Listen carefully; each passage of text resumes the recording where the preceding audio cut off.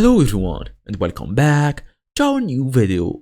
Well, if you want visitors to easily share your content on social media, adding social share or basically social media share buttons is a total must.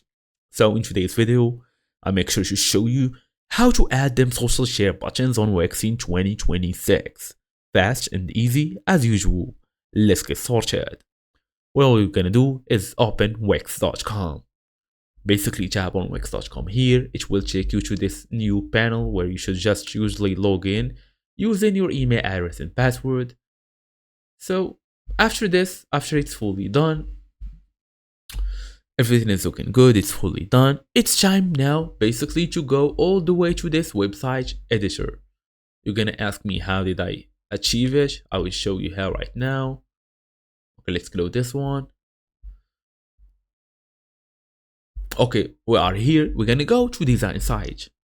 It's this easy. Basically, just design site, and it will take you to this website editor. It's time now to go to the add elements or this plus button of this after this page fully opens.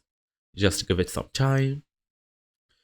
So we can choose these social or social share buttons. Okay, here we are. We're gonna go to this plus button or add elements.